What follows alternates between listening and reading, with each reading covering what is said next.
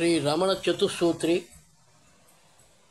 ఒకటి మొట్టమొదటి భాగంలో ద్రష్ట దృష్టి దృశ్యము ఇవి మూడు కలిపి త్రిపుటి. ఇలాగే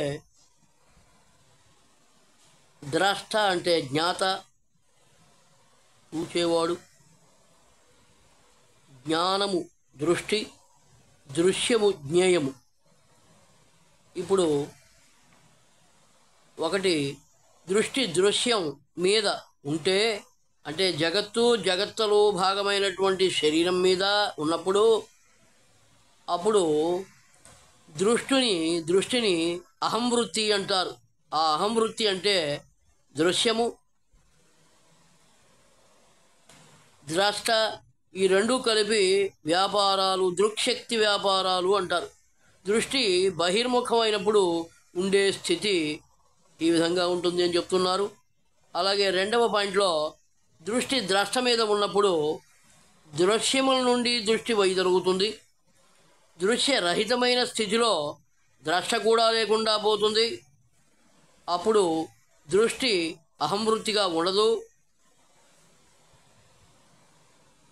దృశ్యము ద్రష్ట రెండూ కలిపినటువంటి దృక్శక్తి వ్యాపారములు లేనటువంటి ద్రష్టగా ఉంటుంది. అది అఖండ వృత్తిగా ఉంటుంది. ఎందువల్ల అంటే ద్రష్ట అంటే సత్ స్థితి, సద్భావము, ఉనికి, ఎగ్జిస్టెన్స్ ఈ విధంగా ఉంటుంది. దృష్టి అంటే చిద్రూపము, చిత్వము, ఎరుక, కాన్షియస్నెస్. దృశ్యము నుండి వైదొలిగిన దృష్టికి దానికి అంతకుముందు దేహంతో ఉన్న తాదాత్మ్యం వీడిపోయి, అనగా ఉన్న తాను దేహము అన్న భావన పోయి సద్వస్తువుగా తాను అంతటా వ్యాప్తమై ఉన్నానన్న ఎరుక కలుగుతుంది. జగత్తును చూచినా, దేహాన్ని చూచినా అంతటా ఉన్నది సద్వస్తువే అని తెలుస్తుంది. నామ రూపములు అణగి వాని వెనుక ఉన్న సత్స్థితి అనుభూతమవుతుంది.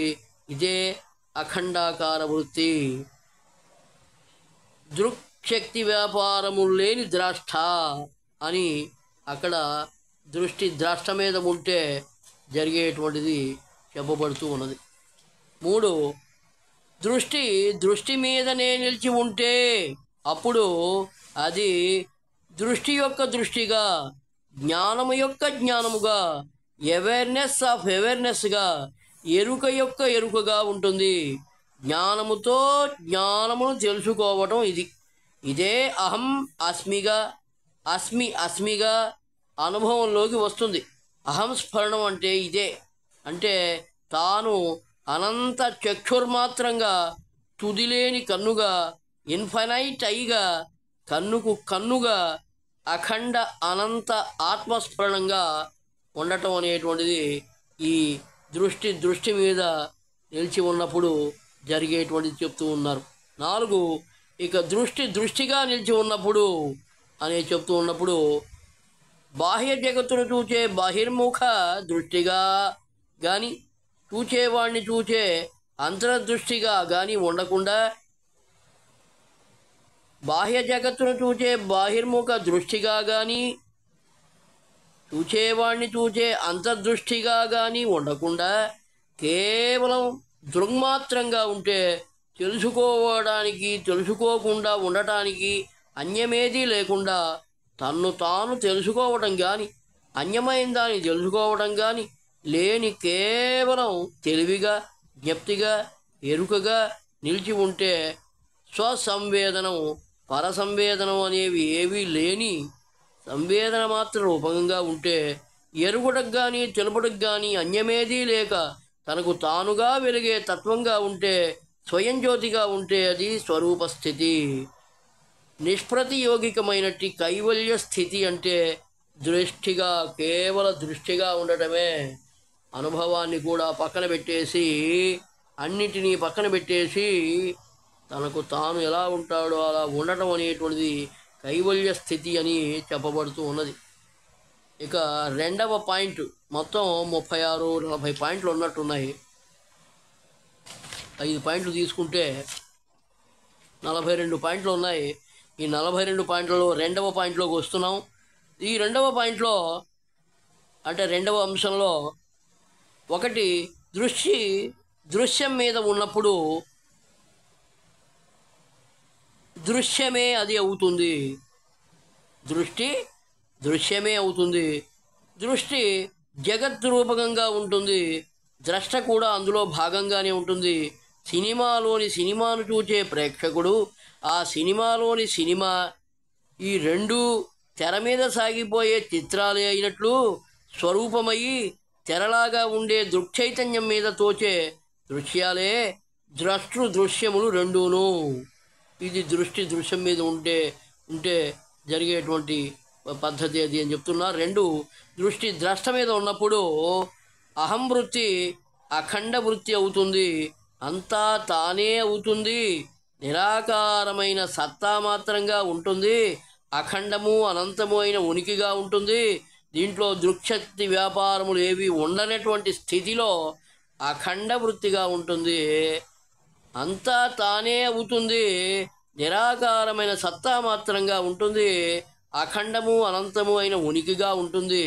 అది ద్రష్ట మీద అడుగుపెట్టిన మరుక్షణమే జరిగేటువంటిది. దృక్శక్తి వ్యాపారములు అన్నీ కూడా నశించి వాటిని చూస్తూ ఉన్నా చూడనట్లుగా అసలు నిజం బయటపడి అక్కడికి వచ్చినప్పుడు అలా నిజంలో బతకడానికి అవకాశం ఉంటుందిట. మూడు దృష్టి మీద ఉన్నప్పుడు అహంస్మరణం అవుతుందిట. నేను అవుతుంది. నేనవుతుంది. చిన్మాత్రంగా అనంత చక్షుర్మాత్రంగా ఉంటుంది. కేవల దృష్టి మీద ఆ దృష్టి మీద పెట్టినప్పుడు చూచే చూపునే చూస్తూ ఉన్నప్పుడు అహంస్మరణం అవుతుంది. నేనే అవుతుంది. చిన్మాత్రం అవుతుంది. అనంత చక్షుర్మాత్రంగా ఉంటుంది అని ఇక్కడ చెప్పబడుతూ ఉంది. నాలుగవది దృష్టిగా ఉన్నప్పుడు కేవల దృష్టిగా ఉన్నప్పుడు అది స్వరూపస్థితి. అంటే ఏ ఆలోచనలు ఉండవు, అనుభవాలు ఉండవు. అన్నింటినీ ఆపేసుకొని వరక కూర్చుంటాం. దృష్టిగా ఉంటాం. అంటే ఆ యొక్క ఆత్మసాక్షాత్కారం అనేటువంటిది అదే అని చెప్పబడుతూ ఉన్నది. మూడవ అంశం జరుగుతూ ఉంది. దృశ్యం మీద ఉన్నప్పుడు జగత్తు శరీరంతో సహా కూడా జగత్తు యొక్క ఎరుక అహంవృత్తి అని చెప్పబడుతూ ఉంది. అంటే దృక్శక్తి వ్యాపారములు ఉంటాయి కాబట్టి జగత్తు శరీరంతో సహా జగత్తు యొక్క ఎరుక అహంవృత్తిగా ఉంటుంది. ఇది ఎప్పుడూ చెప్పబడుతూ ఉన్నదే. రెండు ద్రష్టపై ఉన్నప్పుడు ఉనికి యొక్క ఎరుక అఖండాకార వృత్తిగా ఉంటుంది. ఇందాక చెప్పిన పాయింట్లో అదే ఉంది. ఉనికి యొక్క ఎరుక అఖండాకార వృత్తి అంటే దృక్శక్తి వ్యాపారములు లేనటువంటి కేవల ద్రష్టగా ఉంటుంది అని చెప్పడం. మూడు దృష్టిపై ఎరుక యొక్క ఎరుక, ఉనికి యొక్క ఎరుకేమో ద్రష్ట, ఎరుక యొక్క ఎరుకేమో దృష్టిపై దాన్ని అహంస్ఫురణం అన్నారు. అంటే అక్కడ ఏముందిట, కేవల దృష్టి మాత్రమే ఉంది. అంటే అహంస్ఫురణము అంటే ఆత్మానుభవం. అణువు ఖాళీగా నేనే ఉన్నాను, అంతా నేనే ఉన్నాను అనేటువంటిది దృష్టిపై కేవలం దృష్టి మీద ఉన్నప్పుడు చూచే చూపును చూస్తున్నప్పుడు జరిగేటువంటి సన్నివేశం అది. నాలుగవది దృష్టిగా కేవల దృష్టిగా ఉన్నప్పుడు ఆత్మానుభవం ఉండదు. అన్నీ పక్కన పెట్టేసుకొని ఎరుకగా నిలిస్తే స్వరూపము అనేటువంటిది ఇక్కడ మెన్షన్ అవుతూ ఉన్నది. అంటే దృక్శక్తి వ్యాపారములు ఉండవు. అలాగే అంతా నేనే అనేది ఉండదు. అణువు ఖాళీగా నేనే అనేది ఉండదు. అలాగే అహంస్ఫురణం అంటే అంతా కూడా ఈ అణువు ఖాళీగానే ఉన్నది అనే ఆత్మానుభవం ఉండదు. ఆ మూడు పోతాయి. అక్కడ ఎరుకగా నిలిస్తే స్వరూపము ఆ మూడు లేనటువంటి స్థితిగా దృష్టిగా కేవల దృష్టిగా అసృష్టి దృష్టిగా స్వరూపకంగా ఉంటుంది అని చెప్తూ ఉన్నారు. నాలుగవ అంశంలో if the attention is fixed on the existence aspect of my being, it is అఖండ వృత్తి, అఖండాకార వృత్తి. అంటే ఇక్కడ దృష్టి మీద ఉంటే ద్రష్ట మీద ఉంటే అనే రెండూ చెబుతూ ఉన్నారు. ఇదే రెండు అక్కడ చెప్పింది ఇది, అక్కడ చెప్పింది అదే. If the attention is fixed on the existence aspect of my being it is అఖండ వృత్తి, అఖండాకార వృత్తి. అక్కడ ఒకటి లేదు, 4వ అంశంలో రెండే ఉన్నది. దృష్టి ద్రష్ట మీద ఉన్నప్పుడు అనేది ఒక్కటే 4వ అంశంలో మిగిలింది. అదే అఖండ వృత్తి, అదే అఖండాకార వృత్తి.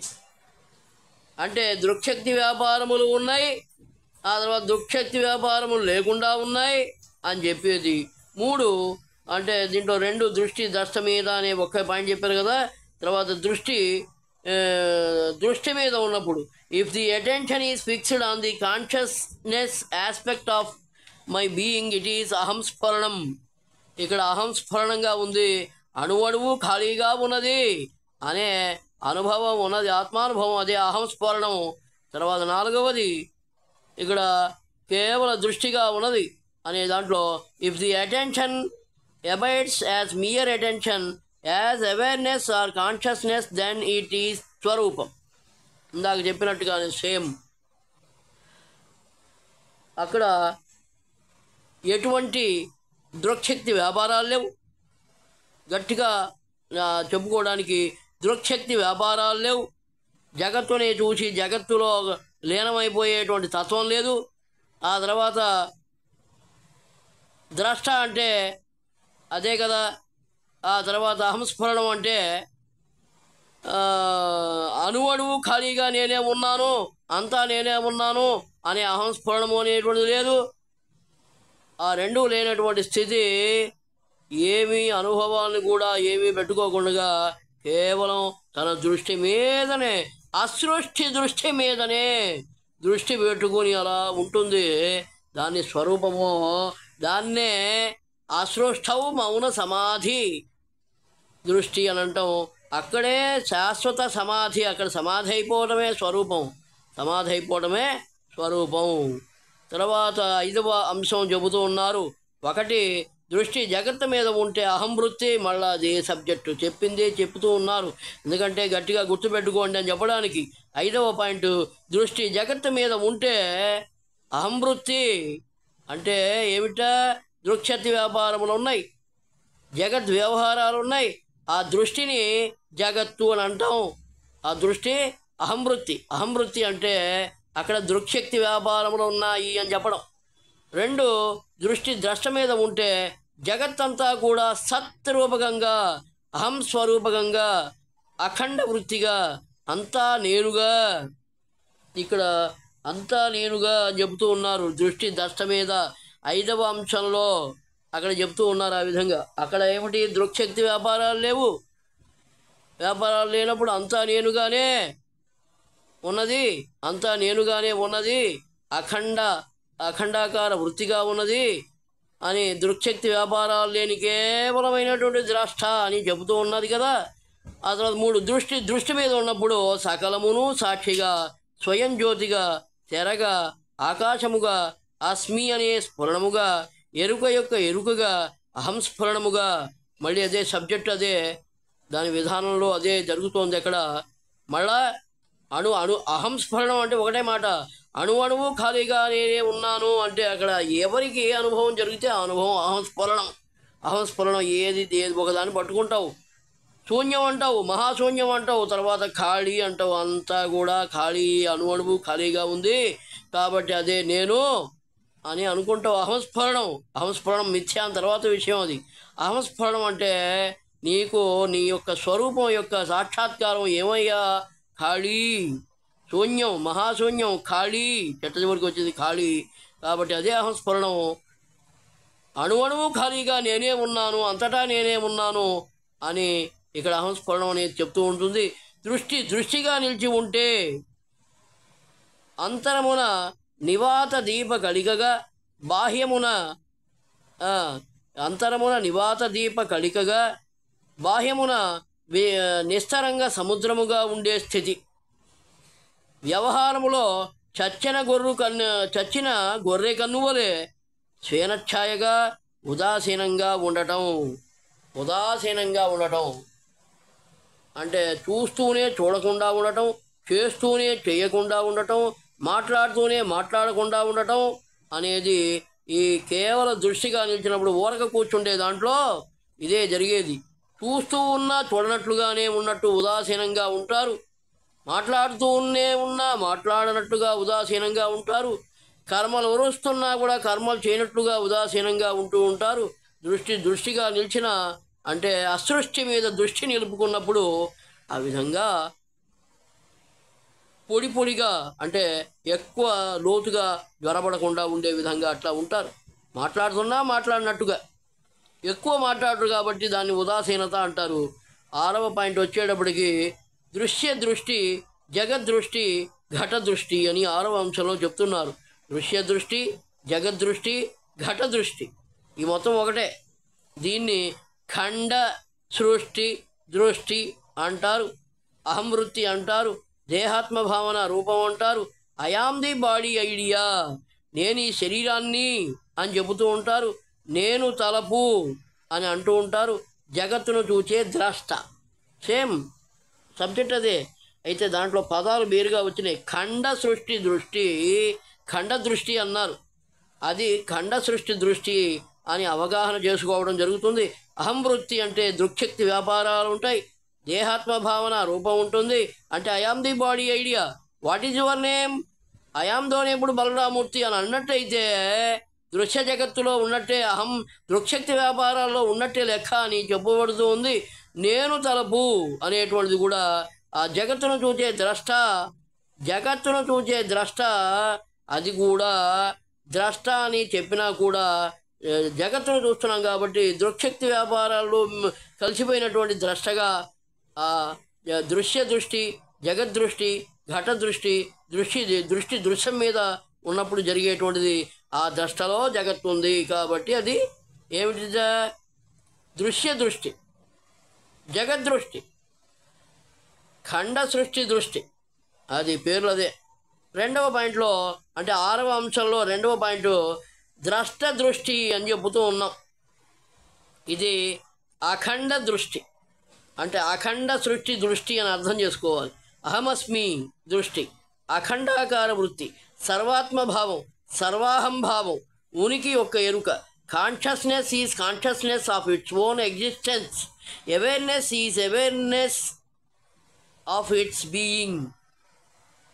ఏం చెప్పినా కూడా అదే, నేను ఉన్నాను అని చెబుతూ ఎట్టా ఉన్నావు దృక్శక్తి వ్యాపారాలు లేకుండా కేవలం ద్రష్టగా ఉన్నావు. ద్రష్ట దృష్టి అనేది సర్వాహంభావం, అంతా నేనే అనే భావంతో ఉన్నావు. ద్రష్ట అంటేనే అక్కడ ఒక ముక్కలో ద్రష్ట దృష్టి అని అంటేనే సర్వాహంభావం, అంతా నేనే అనేది వస్తుంది అక్కడ. సర్వాహంభావం అంతా నేనే, అహం అంటే నేను, సర్వాహంభావం అంటే అంతా నేనే అనేటువంటి అక్కడ అనుభవం ఖచ్చితంగా వస్తుంది. ఎందుకంటే దృక్శక్తి వ్యాపారాలు లేవు, నేనెవరో నాకు అర్థమైనప్పుడు అంతా నేనే అనేటువంటి అనుభవం అక్కడ వస్తుంది. ఆ తర్వాత దృక్శక్తి వ్యాపారాలు లేవు అనేది. 3వ పాయింట్లో దృష్టి అని అన్నాం. దృష్టి ఇది అహంస్ఫరణం, మళ్ళా సబ్జెక్ట్ అదే. Awareness of awareness, consciousness of consciousness, ఎరుక యొక్క ఎరుక, అస్మి అనే భావం. అహం దృష్టి చూచే చూపును చూపే చూడటం. అహంస్ఫరణం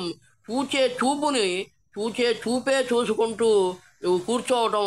ఏమవుతుంది అప్పుడు అహంస్ఫురణం అంటే అక్కడ కుంభకంలో ప్రాణాయామం చేస్తున్నప్పుడు తనను తాను చూసేవాడిని చూసుకుంటూ కూర్చున్నప్పుడు ఖాళీ అనేటువంటి అనుభవం, అణువు ఖాళీగా నేనే ఉన్నాను అని అహంస్ఫరణం వస్తుంది. అక్కడ అహం నేనే ఉన్నాను, ఎక్కడైనా నేనే ఉన్నాను, ఎటు చూసినా నేనే ఉన్నాను. ఎలా ఉన్నాను, అణువు ఖాళీగా నేనే ఉన్నాను, అది అనుభవం అహంస్ఫరణం.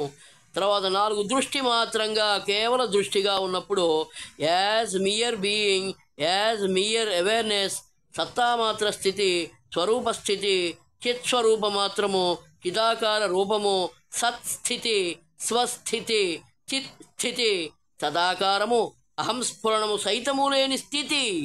Awareness as awareness, being as being. It is simply to be mere awareness, not as awareness of awareness but as mere being. నిర్గుణ నిరాకార చైతన్య స్థితి.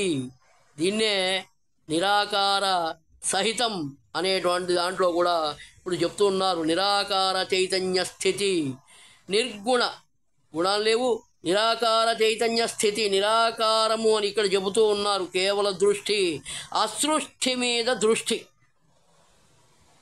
చూచే చూపు కాదు. అసలు ఏ దృష్టి దృష్టి అంటే చూచే చూపును చూడటం, అసలు అది లేదు.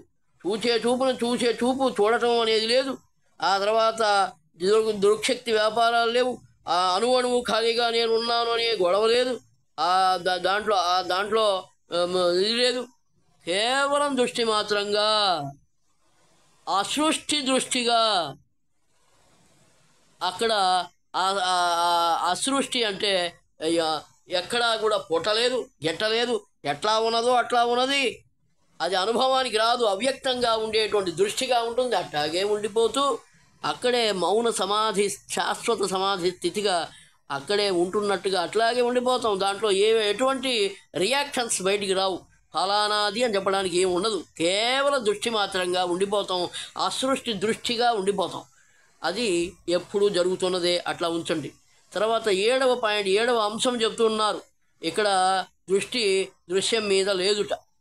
7వ అంశం నుంచి దృష్టి ఇక్కడ లేదు. 7వ అంశంలో లేదు. దృష్టి ద్రష్టపై ఉన్నప్పుడు దృశ్యానువిద్ధ బాహ్య సవికల్ప సమాధి, సమస్తమును సన్మాత్రంగా, సద్రూపంగా, సద్వస్తువుగా, ఉనికిగా చూచే దృష్టి మరియు శబ్దానువిద్ధ బాహ్య సవికల్ప సమాధి, అంతా నేనేగా సర్వాహం భావనగా, మరియు బాహ్య నిర్వికల్ప సమాధి నిస్తరంగా సాగరం వలె. ఈ విధంగా దృష్టి దర్శపై ఉన్నప్పుడు 7వ అంశంలో ఏం జరుగుతుందట? అంతా నేనేగా ఉన్నవాడు బాహ్య సవికల్ప సమాధిలో ఉన్నవాడు అని చెప్తూ ఉన్నారు. అలాగే బాహ్య సవికల్ప సమాధి అంటున్నారు. సద్రూపకంగా, సద్వస్తువుగా, అంతా నేనేగా ఉన్నటువంటి వాడు బాహ్య నిర్వికల్ప సమాధి అని కూడా చెప్పవచ్చుట. బాహ్య సవికల్ప సమాధి అని పేరు పెట్టారు దానికి, బాహ్య నిర్వికల్ప సమాధి అని కూడా పేరు పెట్టారు. ఆ దృష్టి ద్రష్టపై ఉన్నప్పుడు దృక్శక్తి వ్యాపారాలు లేనటువంటి ద్రష్టగా ఉన్నవాడు అంతా నేనేగా అనేటువంటి అక్కడ అణువణువు ఖాళీగా అనేది అహంస్ఫరణం అక్కడ దృష్టి ద్రష్టలోనే వస్తుంది. అదే చెప్తూ ఉన్నారు. అదే సవికల్ప సమాధి బాహ్య నిర్వికల్ప సమాధి అని చెబుతూ ఉన్నారు అక్కడ. తర్వాత దృష్టిపై అని చెప్తున్నారు.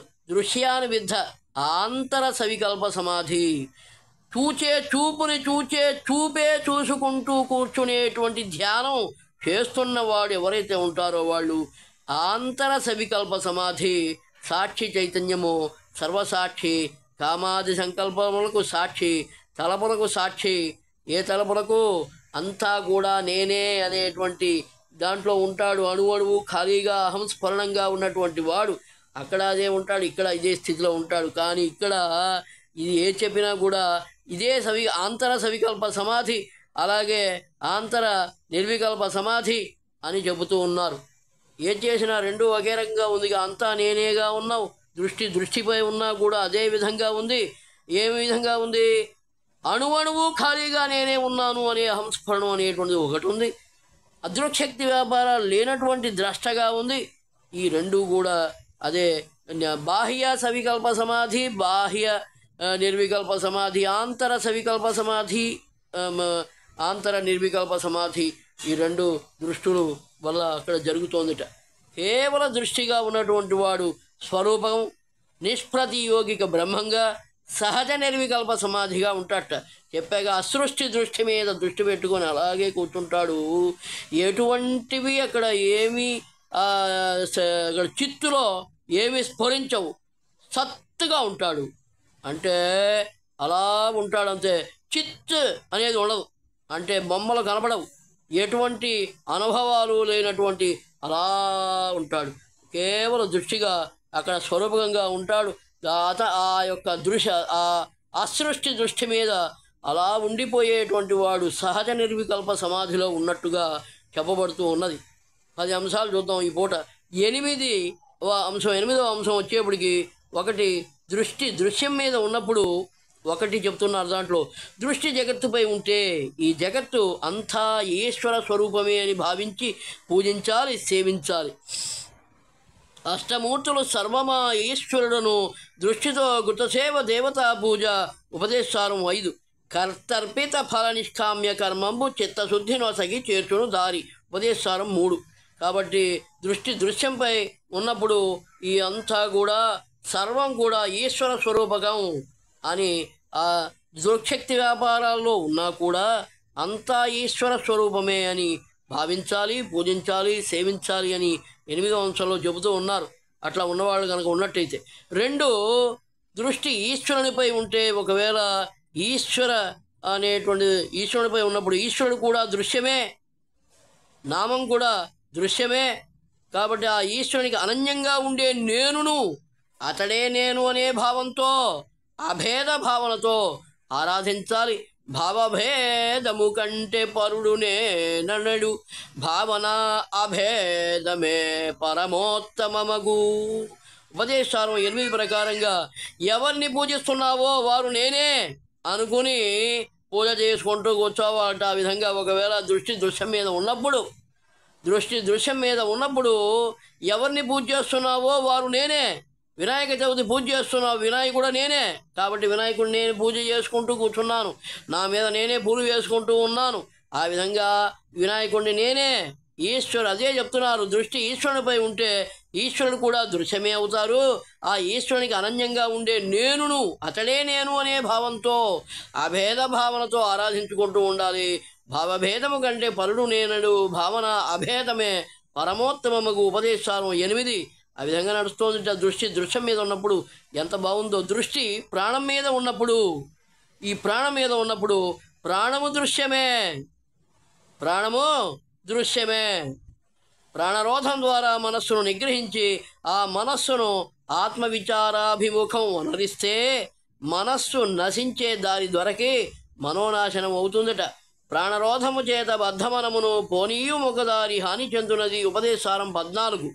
ఆ విధంగా ప్రాణరోధం అంటే కుంభక ప్రాణాయామాదులు చేసి ప్రాణరోధం చేసుకుని ఆ విధంగా చేసుకోవచ్చు అని చెప్తున్నారు. ఇలా సాధన చేసినందువల్ల అహంవృత్తిగా ఉండే నేను దేహాత్మ భావనను అధిగమించేందుకు మార్గం ఏర్పడుతుంది. దృశ్యం మీద ఉన్నవారు ఈ 3 పనులు చేయండి అంటున్నారు. దృశ్యం మీద ఎవరైతే ఉన్నారో ఈ 3 పనులు చేయమంటున్నారు.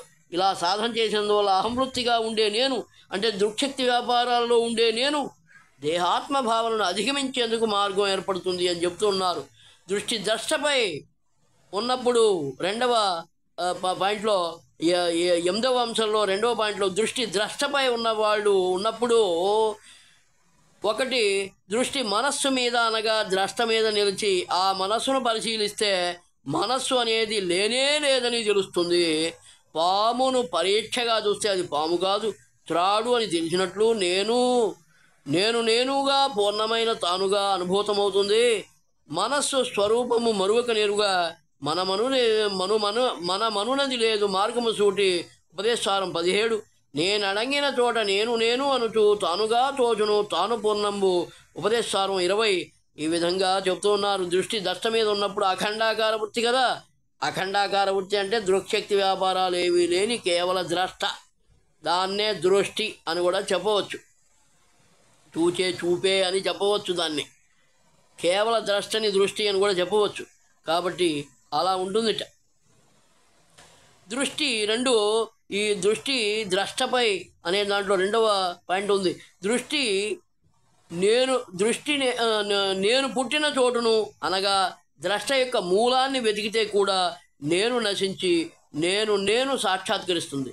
నేనిది పొట్టు నా స్థానము వెతక నేనది పడునిది జ్ఞాన పద్ధతిరా. ఉపదేశారం 19. ద్రష్ట యొక్క మూలమైన సద్రూపం మీద దృష్టి నిలిచినప్పుడు శరీర మనోబుద్ధ్యాదులు నేను కాదని సద్రూపమైన ఆత్మయే నేను అని తెలుస్తుంది. దేహమింద్రియ వాయుధీతమంబెల్ల నాహమసజ్జడం సోహము సత్తు. ఉపదేశారం 22. ద్రష్ట యొక్క నిజరూపం నేను కాదు, తాను జాగ్రత్త స్వప్నములలో వలె వచ్చిపోయే మిథ్య నేను కాదు, మనస్సు కాదు, నిద్రలో సైతం నిలిచి ఉండే సద్రూపం తాను. నేనర్థమిది నేను లేనట్టి నిద్ర అనులేన నిలేక తానున్న దానా. ఉపదేశానం 21గా ఆ విధంగా ఉంటుందిట. ద్రష్ట అనేది దృష్టి ద్రష్టపై ఉన్నప్పుడు, ఇలా దృష్టి ద్రష్టపై నిలిచినప్పుడు అహంవృత్తి అఖండాకారమయమైన సద్రూపం అవుతుంది.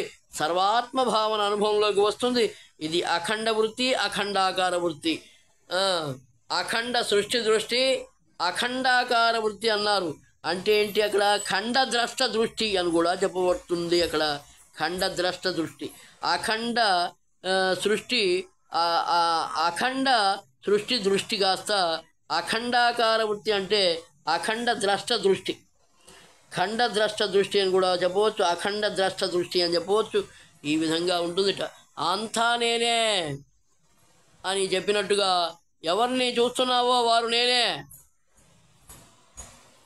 ఎవరితో మాట్లాడుతున్నావో వారు నేనే, ఈశ్వరుని పూజ చేస్తే ఈశ్వరుడు నేనే, వారి పేరు చెప్తే నేనే. అది ప్రతిదీ కూడా అట్టాగే ప్రతి సన్నివేశం, ప్రతి సబ్జెక్టు, ప్రతి నామము, ప్రతి రూపము, ప్రతి స్పర్శ, ప్రతి ఆ విధంగా శబ్దము, ప్రతి శబ్ద నామ రూప శబ్ద స్పర్శ రస గంధ, ఏ రసం చూసినా నేనే, గంధం చూసినా నేనే. ఈ విధంగా ప్రతి కూడా ద్రష్ట దృష్టి, దృష్టి ద్రష్టపై ఉంటే ఆ స్థితిలో ఉంటుంది. అంతా నేనే అనేటువంటిది అక్కడ. అదొక దృష్టి ద్రష్ట అనేటువంటిది. అణువణువు ఖాళీగా ఉండే నేను అనేటువంటిది దృష్టిపై ఉన్నప్పుడు అనేటువంటిది. ఇది దృష్టి ద్రష్టపై ఉన్నప్పుడు ఏ రూపాన్ని చూడు నేనే, ఏ నామాన్ని చూడు నేనే. ఇది చాలా చాలా మోస్ట్ ఇంపార్టెంట్. జగత్తును చూస్తూ ఉన్నావా? జగత్తులో ఏదైనా ఎదురుపడుతోందా? నేనే, నాకు నేనే నమస్కారం చేసుకుంటున్నాను. ఆ విధంగా ప్రతిదీ కూడా నామం చెప్పినా నేనే, రూపం చెప్పినా నేనే. ఏ రూపమైనా కూడా, ఒక రూపం కాదు, అన్ని రూపాలు. ఏ రూపమైనా, ఏ నామమైనా నేనే, ఏ రూపమైనా నేనే, ఏ శబ్దమైనా నేనే, ఏ స్పర్శ అయినా నేనే, ఏ రసమైనా నేనే, ఏ గంధమైనా నేనే. ఆ విధంగా ఇది దృష్టి ద్రష్టలో ఉండేటువంటి మ్యాజిక్. కాబట్టి 3 దృష్టిపై చూచే చూపుపై ఉన్నప్పుడు అంటే దీన్ని ఏమంటాం? అహంస్ఫురణం అంటాం. ఇక్కడ ఆత్మానుభవం అనేటువంటిది ఉంటుంది. శూన్యం, మహాశూన్యం, ఆ తర్వాత ఖాళీ, అణువణువు ఖాళీగా ఉంది అనేటువంటి అహంస్ఫురణం ఉంది కదా. అణువణువు ఖాళీగా నేనే, అంతటా ఖాళీగానే ఉంది కదా. ఎక్కడ చూసినా ఖాళీనే. ఆ ఖాళీలో ఏమున్నా కూడా అది నేనే. ఆ ఖాళీగా నేను, అణువణువు ఖాళీగా నేను. దృష్టిపై నిలిస్తే ఉన్న వస్తువును అనగా, సద్వస్తువును అనగా ఉనికిని ఎరుగునట్టి ఎరుక, జ్ఞానము వేరేగా లేదని తెలుస్తుంది. ఉన్న వస్తువు జ్ఞానరూపమే. నేను జ్ఞానరూపుడను అనగా సజ్జిద్రూపుడను. జీవేశ్వరుల నడుమనున్న ఉపాధిగత భేదము నశించి ఇరువురు ఒకే చైతన్య రూపమును కలిగి ఉన్నట్లు అనుభూతం అవుతుంది. ఉన్నది తెలియవేరొక చిత్తు లేదు, ఉన్నదే జ్ఞానమవునున్న చిత్తేను. ఉపదేశానం 24. తాను ఉపాధి బదలి తన్నెరుంగుటయే తానుగా వెలుగేశ తత్వదర్శనము. ఉపదేశానం 25. ఇది అహంస్ఫురణ రూపంగా ఉండే స్థితి. చిత్తము దృశ్యముల్ చేరక తనది చిత్వమెరుగుటయే తత్వమెరుగుట. ఉపదేశానం 16. కాబట్టి ఆ విధంగా ఆ దృక్శక్తి వ్యాపారాలు లేవు. అంతా నేనే, ఏ నామమైనా నేనే అనే ద్రష్టలో ఉంది కదా. ఏ నామమైనా నేనే, ఏ రూపమైనా నేనే, ఏ స్పర్శ అయినా నేనే, ఏ శబ్దమైనా నేనే, ఏ రసమైనా నేనే, ఏ గంధమైనా నేనే అనేటువంటి స్థితి ఇంకా దాటి ఎక్కడికి వచ్చింది? అణువణువు ఖాళీగా నేనే ఉన్నాను అనే అనుభవంలో, ఆత్మానుభవంలో శూన్యానుభవం, మహాశూన్యానుభవం. ఆ తర్వాత అణువణువు ఖాళీగా నేనే ఉన్నాను అనే అహంస్ఫురణంలో ఆ విధంగా ఉన్నది. అహంస్ఫురణముగా ఉన్నది, ఆ అనుభవంలో ఉన్నది. అణువణువు ఖాళీగా నేనే. ఇక్కడ జగత్తంతా కూడా ఏదైనా కూడా చెప్పినా కూడా ఇక్కడ అహంస్ఫురణం అంటే అణువణువు ఖాళీగా నేనే ఉన్నాను. అక్కడేమో నామ రూప శబ్ద స్పర్శ రస గంధ ఆ విధంగా ఉంది. అదంతా నేనే. ఇక్కడ అణువణువు ఖాళీగా నేనే ఉన్నాను. ఇది ఆత్మానుభవంగా. అక్కడ శూన్యంగా ఉన్నా నేనే, ఆ మహాశూన్యంగా ఉన్నా నేనే, ఖాళీగా ఉన్నా నేనే. ఇది ఆత్మానుభవం కింద స్థితిలో అహంస్ఫురణం చెప్పబడింది. తర్వాత 4 దృష్టిగా ఉన్నప్పుడు, కేవల దృష్టిగా ఉన్నప్పుడు దృష్టి దృశ్యం పైన కాకుండా, ద్రష్ట పైన కాకుండా, దృష్టి పైన కూడా కాకుండా, దృష్టిగా నిలిచి ఉంటే, కేవల దృష్టిగా ఉంటే అదే స్వరూపస్థితి అని చెప్పాం ఇదివరకే. తన్ను తానెరుగుట అంటే దృష్టిపై ఉండటం కాదు, దృష్టిగా తానుగా ఉండటమే. తానును ఎరుగుట కాదు, లేదా నేను ఎరుగుట కాదు. తన్ను తానెరుగుటకు ఎరుగడి నేను, ఎరుగబడి నేను, ఇలా 2 తత్వాలు లేవు.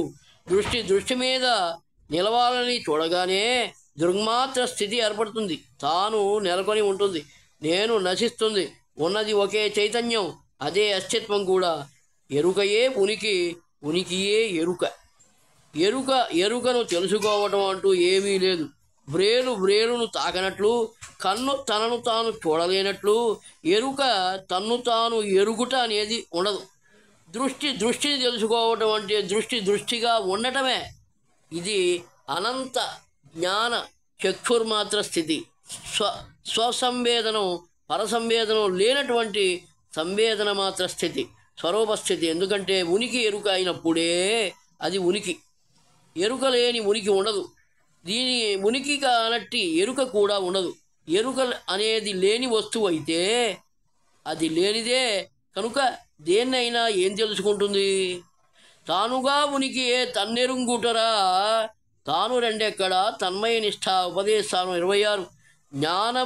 జ్ఞానమజ్ఞానంబులేని బోధం బేజ్ఞానము, ఎరుగుటకేదేనియు లేదు. ఉపదేశానం 27. ఇట్టి స్వస్వరూపానుభవంలో తాను ఆద్యంతరహితము, అఖండము అనగా దేశగత, కాలగత, వస్తుగత, పరిచ్ఛేద శూన్యం, సజాతీయ విజాతీయ స్వగత భేద రహితం అయినటువంటి సచ్చిదానందంగా ఉంటుంది. తన రూపమేదని తాను దర్శింప ఘనచిత్త అంతా అఖండ సుఖమగు. ఘనచిత్తనంతాది అఖండ సుఖమగు. ఉపదేశానం 28. ఈ విధంగా ఉన్నది. కేవల దృష్టిగా ఉన్నప్పుడు స్వస్వరూపానుభవంలో తానుగా అలా ఉండిపోతుంది అనేటువంటిది అక్కడ చెబుతూ ఉన్నారు. అసృష్టి దృష్టిలో అలా ఉండిపోతావు. అసృష్టి దృష్టి అంటే సృష్టి లేదు, ఏమీ లేదు, దృక్శక్తి. సృష్టి లేనప్పుడు దృక్శక్తి వ్యాపారాలు లేవు. అక్కడ నామరూప శబ్ద స్పర్శ రసగంధాదులు లేవు. ఆ తర్వాత ఆత్మానుభవం లేదు, సృష్టి లేదు. సృష్టి అంటే దేహం లేదు. ఇటువంటి ఏమీ లేనటువంటి స్థితి. అహంస్ఫురణం లేదు, ఏమీ లేవు. ఏమీ లేకుండా అవ్యక్తంగా అలా ఉంటుంది. తాను అలా ఉంటుంది అంటే దాన్నే సమాధి అని అన్నాం. దేన్ని అసృష్టవు శాశ్వత సమాధి దృష్టిగా అలా ఉంటుంది. మాట్లాడకుండా, కదలకుండా, రియాక్ట్లెస్. అసలు ఎటువంటి రియాక్షన్ ఉండదు. ఒకవేళ రావాలంటే దిగి వచ్చి చెప్పాల్సిందే తప్పితే ఆ స్థితిలో ఉన్నప్పుడు అసంభవం. కాబట్టి అది ఆ విధంగా 9వ అంశం జరుగుతోంది. 9వ అంశము. 8 అంశాలు జరిగినాయి. చూద్దాం, ఇక్కడి వరకు ఆపండి. 8 అంశాలు పూర్తయినాయి అక్కడి వరకు. ఓం నమో భగవతే శ్రీరమణాయ. ఓం నమో భగవతే శ్రీరమణాయ. రిక్తస్య రిక్తవాస్తవస్వరూపాయ నమో నమః. ఆత్మాయాః ఆత్మవాస్తవస్వరూపాయ నమో నమః. స్వస్వరూపస్య వాస్తవస్వరూపాయ నమో నమః.